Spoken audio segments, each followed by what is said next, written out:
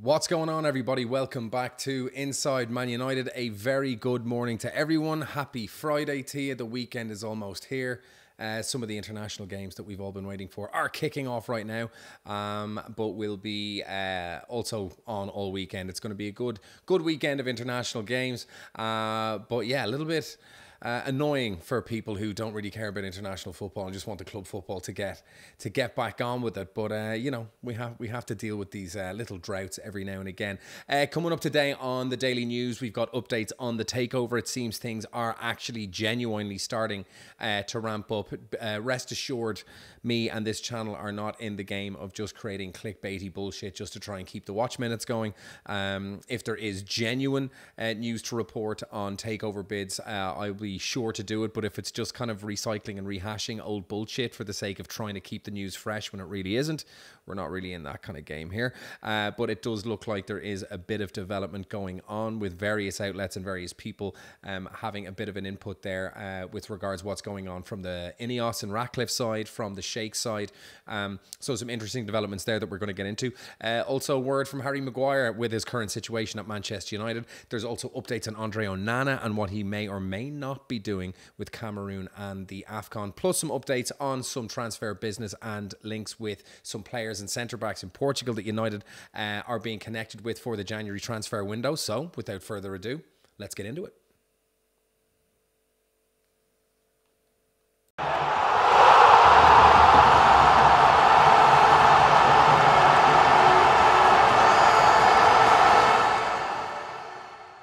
So let's kick things off. So the Man United takeover will be completed as Sheikh Jassim is backed by an informed source to up his bid by £2 billion. Now, if you listened in, there, the lads, how are you boys? The three legends, the Holy Trinity. So if you were listening to me on yesterday's episode, listen, these guys that are from these petro states, from the Middle East and the Gulf, billions is, while not insignificant amount of money to these guys, they are sitting on hundreds and hundreds and hundreds of billions of dollars worth of wealth.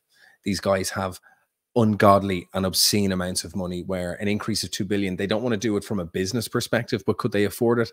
Absolutely easily. They just want to make sure they get the best deal that they can, which makes complete sense. They know it's not insignificant amounts of money, but the Manchester United takeover will happen, and it's a case of when, not if, as an informed source expects the Sheikh to increase his bid to get the deal done. So obviously Sir Jim Ratcliffe has been a front runner with Sheikh Jassim for this, but listen, Jim Ratcliffe is completely outgunned in this deal, and it's now clear that Ratcliffe is going to try and make a smaller deal. Some sources are saying, here it says Ratcliffe initially wanted the Glazers 67% stake, but is said to have revised a bid, offering 2.5 billion for 25%. On other outlets, that amount is 1.5 billion. So I don't know where they've gotten this 2.5 billion. So that's the valuation of 10 billion that the Glazers might want. So maybe he's just added in an extra billion just to kind of get himself in the race to match the valuation.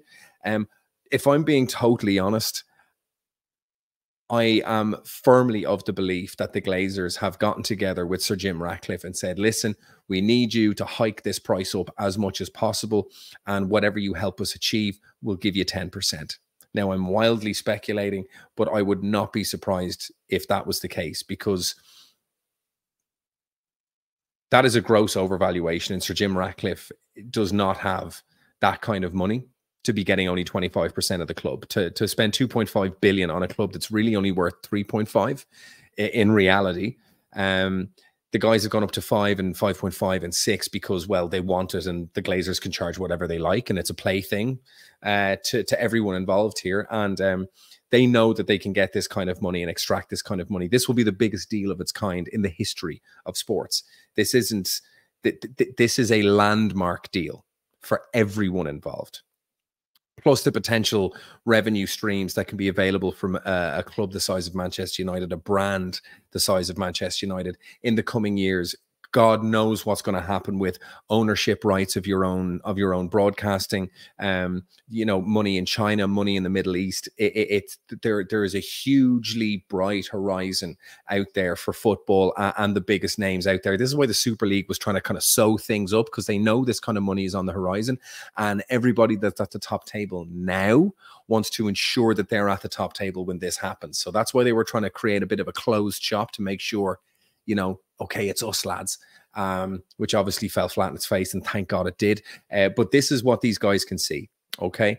So the announcement confirmed that a full sale was a possibility, and Sheikh Jassim was reportedly offered 5 billion for a 100% sale, pledging heavy investment in the club should his bid come to fruition. I think everyone wants the Qataris to come in just for the reasons that they are not coming in as a revenue generating exercise. If Sir Jim Ratcliffe came in, it would be he wants this to be a profitable club for him. Okay, we've already seen what he's done with Nice. He's tried different things. There hasn't been a roaring amount of success at Nice. It's been reasonably run.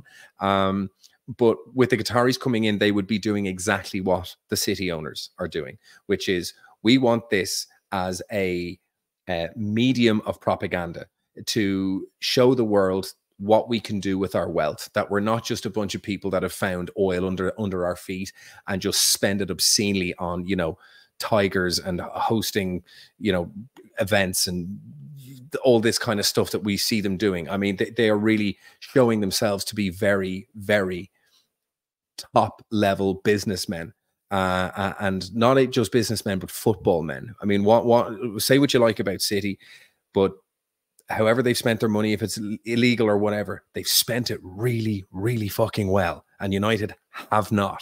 They are literally on opposite ends of the spectrum in terms of how to spend your money well and how to run your football club.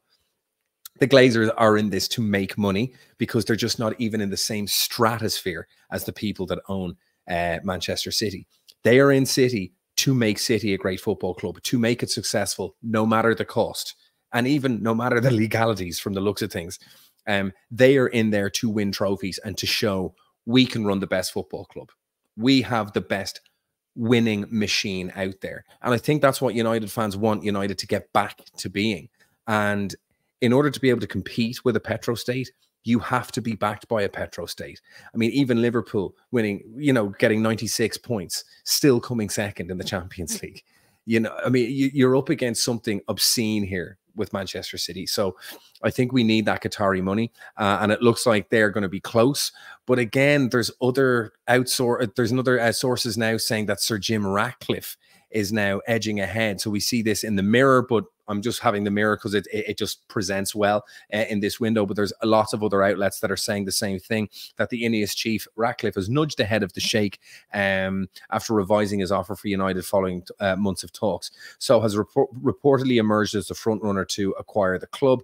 After the Glazers were looking for strategic alternatives, apparently, you know, getting a huge chunk of money and still retaining the controlling interest in the club. I mean, I get it. If I owned United, I'd love that. Do you want 2.5 billion in your back pocket? You still own United and you still get to make all the decisions. Just put my name on the bits of paper and just, you know, let me be involved, lads. Yeah, okay, Grant. Yeah, thanks, Jim. It's bananas. So, and I think he knows this is what he has to do. But again, I wouldn't be surprised if this is all just bullshit that's being put out into the ether by the Glazers and by Sir Jim Ratcliffe to just, you know, keep putting pressure on these Qataris, keep getting them to add 500 million here, 500 million there. Just keep that. I mean, 500 million to the Qataris is not the same as what 500 million would be to the Glazers. It's fractional of their overall wealth. Whereas for the Glazers, this is a significant amount of money, and they know that. They know the table they're dealing at. They have come in as a man off the street, and they're playing at the absolute high roller table. You think the Glazers are high rollers? They're not. They're paupers compared to these guys. And they've just come in and they found themselves at the poker table. They've got 2 aces in their hand, and they're trying to get as much money in the pot as they can. I can't kind of blame them, but as a supporter of the club, fuck them. I want them gone. I hate them. They've run the club into the ground. They're parasites. But from a business perspective, I kind of get it. So it looks like, you know, Sir Jim has gone ahead. It's understood that Ratcliffe would acquire initial 25% of the club in a deal which would value United at around 6 billion. The sale of a minority stake is favoured by the Glazers, who would remain in charge with such a deal. And while it is claimed the Glazers are closer than ever to agreeing a deal, the report goes on to stress that there is no certainty such talks will lead to an agreement. It is also noted that the Qatari group could also increase their bid. Listen, we know what the Glazers are doing, okay? Oh, Sir Jim's back in. I mean, it's not as much money, but, you know, it's a good deal. He's offering us this. If it's 2.5 billion for 25%, that means the club's valued at 10 billion. If you want it, just match the offer and we'll give it to you. And they could do it. They could just pull their pants down and say, listen, just take the money and just give me the club. I want the club. I want the thing. So it kind of looks like that's what's happening. But, you know, we'll see. David Ornstein explains now he is now hearing his favourite for the United takeover. Ornstein also seeming to kind of play into this that it looks like Sir Jim Ratcliffe is now the favourite. In a Q&A, Ornstein said that he is now hearing that it's Sir Jim Ratcliffe who's now the favourite to win approval. Again, this is all coming from the Glazers and probably Sir Jim Ratcliffe to put pressure on the Sheikh. That's what it is. It's very, very straightforward. This is what these guys do. So, yeah, David Ornstein reporting for The Athletic, but just because it comes from David Ornstein doesn't mean it's necessarily true. He has gotten stuff wrong in the past plenty of times, but he is a decent source usually compared to a lot of other sources. And but again, he's being fed this, so he's just going to be a mouthpiece, and he wants his article, he wants his clicks, he wants to be the guy in the know and the guy, you know, putting out all this information. He's being fed this because it could be bullshit, you know, and it's just a pressure tactic to get the Sheikh to increase their bid. But it does look like this is starting to kind of get into the end game, and they're getting close to a sale. But again, we've been saying this for months, but it does look like things have kind of picked up a little bit recently. And I've heard as well on Twitter that stuff is going to be happening within the next few days, the next few weeks. This is nowhere close to getting done. Deals of this nature are incredibly complex. It's not just give me the 10 billion, write the check, there you go. Thanks for the keys to Old Trafford, away we go. There's a lot more that has to go into it. But again, yeah, it's a game of tennis at the moment, so we'll see how things develop. But that is the latest that we have on all of this. Harry Maguire says he won't sit on United bench and play only once a month forever. Yeah. And in other news, the sky is blue and water is wet. We know this. Okay, so Maguire was linked with a summer move to West Ham. He's in Australia at the moment with the England squad, I think. There he is. Look at the poor old fella.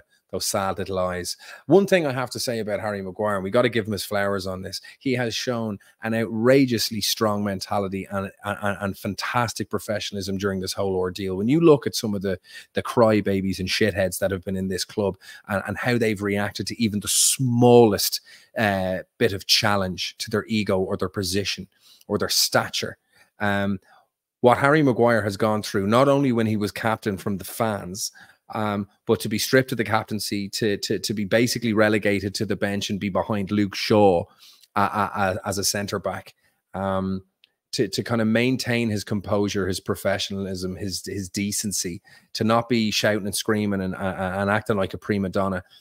You got to hand it to Harry Maguire. He has shown incredible resilience and elegance, would I say, in the face of huge amounts of criticism and public embarrassment in many ways, in terms of being dropped, stripped of the captaincy. It's been a fucking awful transfer. 80 million quid. He has not played well. He's done okay recently. And I think people want Harry Maguire to do well. I think people actually kind of like Harry Maguire. And United fans are pretty decent to their own. Obviously, he has been so stupefyingly bad in so many games that he's clearly out of his depth in terms of the way United want to play. He's still a very good centre-half. He should be an England international. He could play for a top 6 club.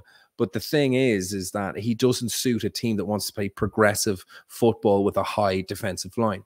Harry Maguire has a 180 view pattern. He wants the goal 12 yards from his back, and he wants to see everything in front of him. As soon as he has to turn or know what's going on behind him, he has no clue.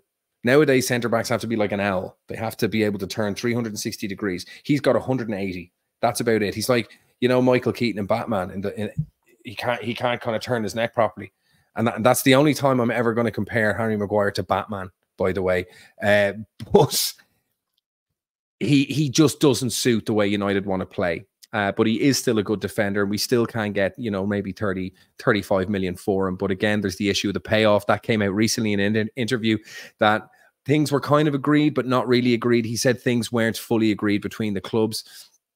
But really what I'd heard and what everyone else has heard is that the fee was agreed, but United couldn't agree a fee with him and what to pay him off to get rid of him. So he stood, you know, firm on what he wanted, and United just said, well, we're not paying you that, so if we're not going to pay you that, we're going to keep you in the ranks and you can play for that kind of money, so we'll just keep you. And to be honest, just as well they did. Well, to be honest, they could have got in a replacement, but he's done reasonably well in a couple of the games that he's come in for, so, you know, fair play. Anyway, he goes on to say here that he's concerned over his game time having fallen down the pecking order at Old Trafford, but he knew this was going to happen. He knew this a year ago when he was dropped and had the captaincy stripped. So he goes on to say here, yeah, of course. I mean, I'm not going to sit here all my life and play once every month, and if it carries on, then I'm sure myself and the club will sit down and have a chat about things. There he is again. Of course, he's been linked to West Ham. But honestly, at the moment, I'm fully focused on England, blah, blah, blah. Of course he is. Then I'm fully focused on fighting and trying to get my place at Manchester United. Listen, he's never going to be a starter at United. He knows that. Maybe he doesn't. Maybe he's brain dead. But I think anyone with 2 brain cells to rub together knows his time at United is absolutely finished. At least as a starter. He might be a very expensive backup, but that's all he's going to be. He's not playing anywhere near it enough. I have belief in my ability and what I have done in my career, as every player should. Every player who is on the bench should believe they should be starting, and that's correct. Otherwise, they wouldn't be playing at a high level. I am no different. Fair play. Listen, it's been tough. I want to play games. I want to feel important. At the moment, I haven't been playing anywhere near as much as I'd like. I've just got to make sure I'm ready to take the opportunities when they come along. It's not my decision whether I start games or not, blah, blah, blah. Listen, if you look back on my last 15 to 20 starts for club and country, I would be happy to sit here and say I'm really happy with my performances. My record under this manager speaks for itself. I haven't started as many games as I'd like, but my win percentage when I've played is ridiculously high. Yeah, but are you playing from the beginning? Are you coming on for a few minutes? Are you playing against teams that are a little bit weaker? But, you know, the stats are what the stats are. So, and of course, there's times where I can do more and times when I can improve and help the team. Listen, I believe in myself. Listen, it's all very kind of positive stuff, and fair play to him.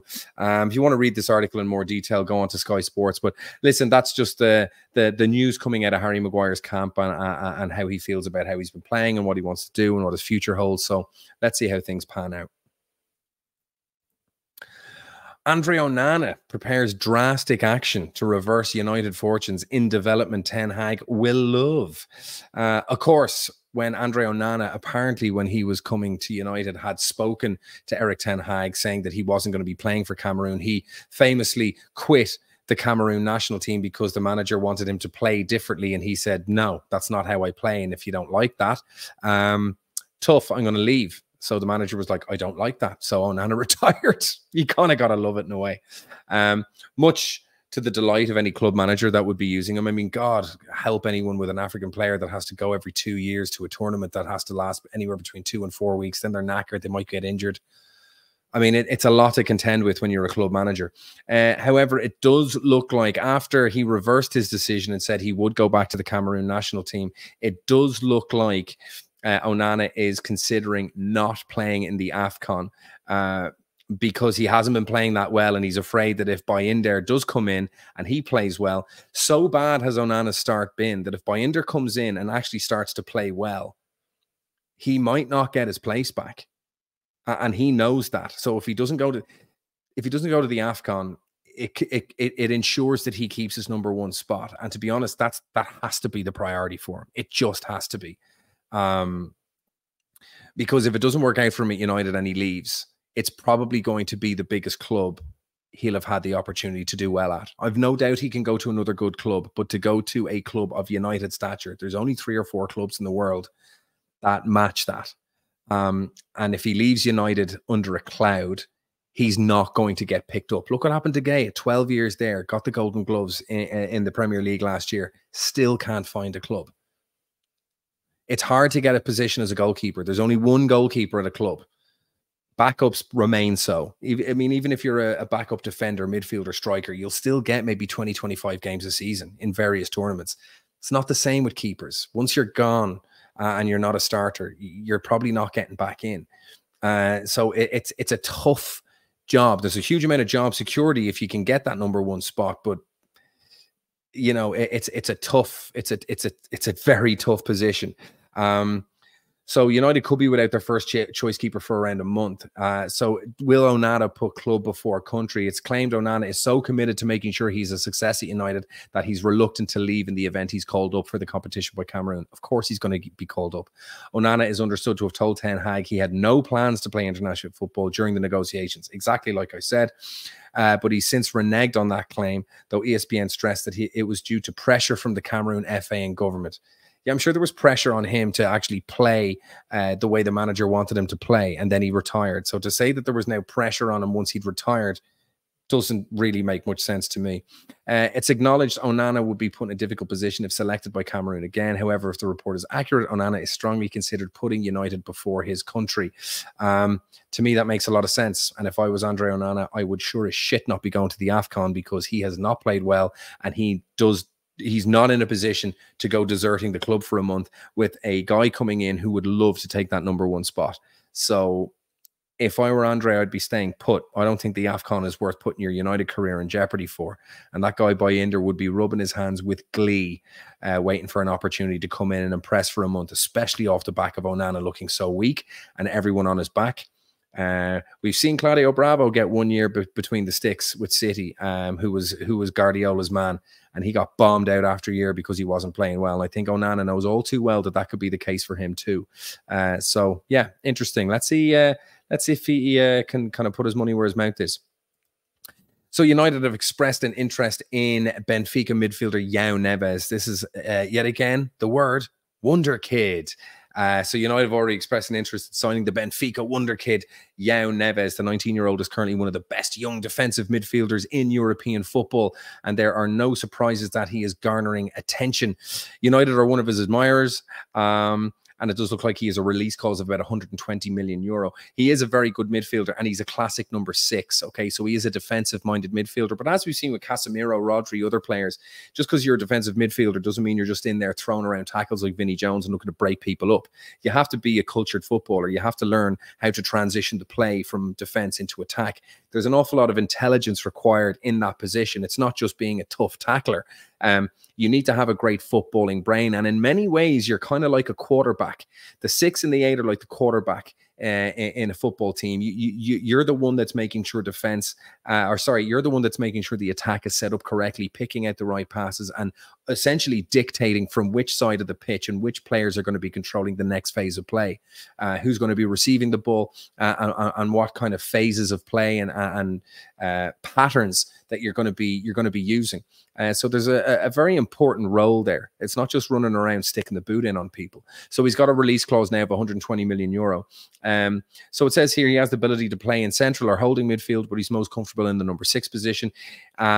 This season he's completed 52 passes per game with an accuracy of 92%. Pretty good. 1.5 tackles and 4.4 duels per outing.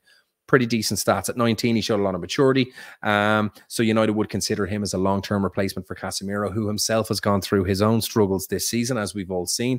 But he's still banging in some goals. I still have full faith in a player of Casemiro's ability. The guy is a class act. He's having a little bit of trouble at the moment. It's the beginning of the season, but a lot of United players are having a bit of trouble. We would hope someone like Casemiro can kind of carry the team in these kind of moments of pressure, that he can lead by example, but we're all human. And Casemiro has to prove nothing to anyone. He was also run into the ground last season, and they had a long preseason as well. There was also a World Cup. He's getting a little bit older. He'd never played the same amount of games for Madrid that he did for United last season. So he'd had an awful lot of pressure put on him. And it's starting to show. Bruno's the same. I mean, the guy has played the most amount of games of any professional footballer in any league globally. For both club and country, I think he played 6,666 minutes. That is not a joke. 6,666. So Bruno's form has dipped as well. I mean, for all his talents and abilities and leadership and fitness, his goals and assists have dropped dramatically in the last couple of years compared to what they were when he first joined. So you know, these players are kind of knackered at the moment. So yeah, a player that United are very interested in, but again, a lot of clubs are interested in Joao Neves. There's talk of of Real Madrid and other clubs being interested in him. But with Tchouaméni, Camavinga and Jude Bellingham there, I can't see Joao Neves ousting any of those, particularly with Kroos and Modric still there as well, and other players able to come in there and do a job. So I don't think the Madrid link is going to have much in it, particularly for a 19-year-old who would definitely want to be playing some games. But yeah, United linked with Joao Neves, and it looks like there's something there. So team talk, Ten Hag fuming because Ten Hag has come out and spoken how angry he is that Liverpool are also interested in a target United want. So Team Talk doing their best now to try and make some clickbait. But Fabrizio Romano has confirmed that United are interested in Gonzalo Ignacio, the 22-year-old centre-half for Sporting Lisbon, a very, very good player. I had spoken about this player 2 episodes ago, I believe. So United are very, very closely linked with this player. United, Liverpool, Newcastle, but it seems Newcastle have kind of retracted their interest a little bit. So all the major clubs are in for him. He's already made 132 appearances in all competitions at the age of 22. He's a very, very experienced player and looks to have a huge amount of ability. So yeah, playing in the Champions League, Europa League. He's also earned himself 3 caps for Portugal as well. So he's done well to get into a very strong Portuguese national side. They've got a lot of very strong defensive-minded players in that squad as well. So to get into that team is no mean feat. But it's also been confirmed that while he's on United's list of targets, he's also on Liverpool's list of targets. So this is why Ten Hag will be fuming.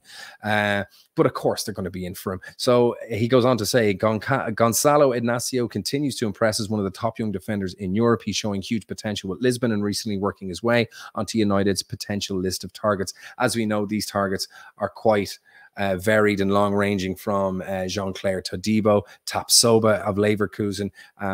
There's also Antonio Silva from Benfica, obviously Joao Neves' teammate, Gonzalo Ignacios. There's a whole heap of players. Even Mark Guhi from Crystal Palace is being linked as well. So there's about 6 or 7 centre-halves United are being linked with. It's very, very clear to me, and should be to everyone else, that Ten Hag's priority is to take care of the defence. He cannot rely. He wants to get rid of Harry Maguire. He's already lost Twanzebe, Eric Bailly, Phil Jones. So there's a lot of centre-halves being linked with United, and it's quite clear that Varane is probably going to be on his way out within the next 12 months. He cannot be relied upon for as good as he is, as great as he can be when he's fit. He cannot be relied upon. Martinez is going through his own injury troubles at the moment as well. Someone who you would rely upon to be usually pretty fit. He wasn't out all that much until the end of last season, but again, he's had a recurrence of these injuries again. So can Martinez be relied upon?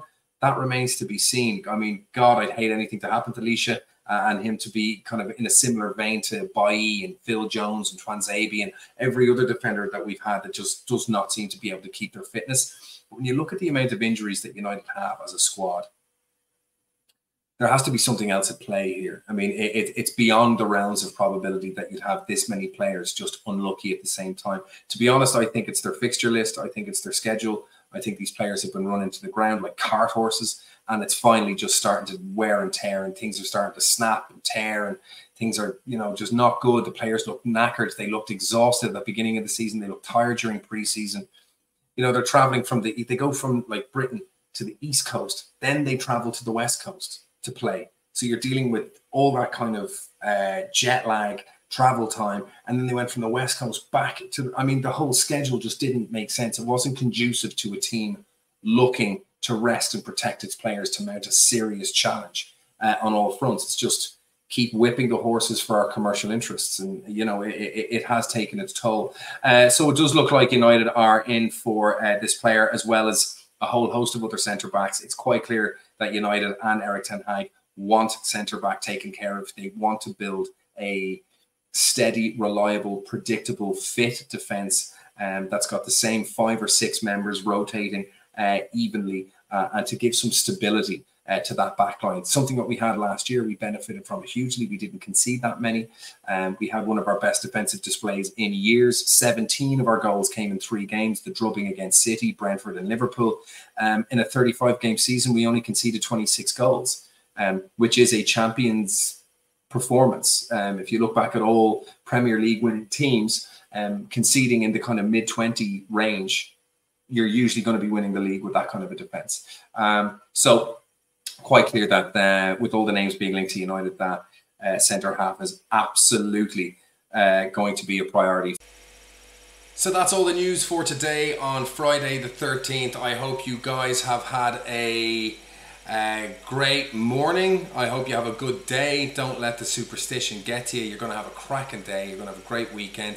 Thank you very, very much for tuning in. As always, don't forget to hit like, hit subscribe, leave any comments what you think about the news, and again about the new setup that I'm trying to get going here for people. So if you've any suggestions on how I can improve things, if you've got any comments about your experience watching these kind of videos, anything that I can improve, please leave it in the comments below. And again, thanks for joining me. See you on the next one.